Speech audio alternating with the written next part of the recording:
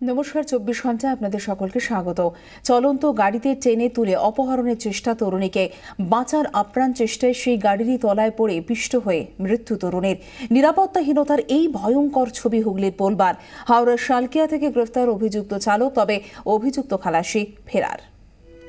ঘরে দারিদ্র্য, পেটের দায়ে চাকরি, শত কষ্ট শত বিপদ উজিয়ে পথে নামা, রোজগার করে সংসার চালানোর চেষ্টা, সেটাই করতে গিয়ে মরতে হলো জয়ন্তী সোরেনকে। শুক্রবার রাত প্রায় 8টা কাজ সেরে আরো 5 সহকর্মীর সঙ্গে ফিরছিলেন জয়ন্তী। কামদেবপুর সুগন্ধা মোড়ের রাস্তা রোজের মতোই তাই শুনশান। হঠাৎ ধেয়ে আসে একটি মিনিটর। রাস্তার পাশ দিয়ে হাঁটতে থাকা জয়ন্তীকে ধরে শুরু হয় গাড়িতে তোলার জন্য টানাটানি। বন্ধুরা জয়ন্তীকে বাঁচানোর জন্য ঝাঁপিয়ে পড়েন। গাড়ি তখনও স্পিডেই চলছে। এদিক ওদিক ছিটকে পড়েন বন্ধুরা, পড়ে যান জয়ন্তীও একেবারে গাড়ির তলায়। মুহূর্তের মধ্যে তাকে পিষে দিয়ে বেরিয়ে যায় মিনিডোর। মেয়েটা হাত টেনেছে, পড়ে গেছে, গাড়ির নিচে পড়ে গেছে মেয়েটা। তো টানতে টানতে দেখুন ওখানটা রক্ত পড়া আছে। টেনে তোলার চেষ্টা করছিল মেয়েটা গাড়িতে।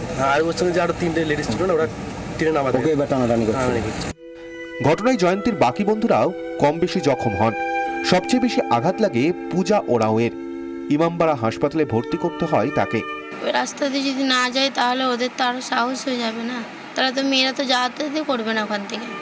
সুগন্ধা মোড়ে নেমে সেখান থেকে কামদেবপুর, সেখানকারই লজেন্স কারখানায় কাজ করতেন জয়ন্তী।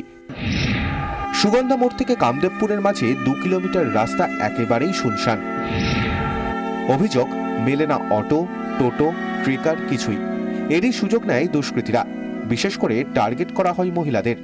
শুক্রবার রাতে ঘটনার পরই কিছু দূর গিয়ে গাড়িটি ফেলে পালায় অভিযুক্ত চালক খালাসি। সেটি আটক করে পুলিশ। মেলে চালকের ড্রাইভিং লাইসেন্স। এরপর পরিচয় জানতে বেশি সময় লাগেনি। ঘটনায় অতিরিক্ত পুলিশ সুপারের নেতৃত্বে বিশেষ তদন্তকারী দল গঠন করেছে হুগলি জেলা পুলিশ। 354A, 363, 302, 34, 326 এই ধারায় একটা কেস করা হয়েছে। আমরা তদন্ত শুরু করেছি, আর আমাদের যে স্পেশাল টিম আছে তারা অলরেডি ইনভেস্টিগেশন শুরু করেছে। জয়ন্তীর পরিণতি নাড়িয়ে দিয়েছে অনেককে। এই লজেন্স কারখানাতেই তো আরও কত মহিলা শ্রমিক রয়েছেন। তাদের নিরাপত্তা কোথায়? কি বলবে পুলিশ? একটা মৃত্যু তুলে দিয়ে গেল এমনই অনেক প্রশ্ন। রিপোর্ট 24 ঘন্টা।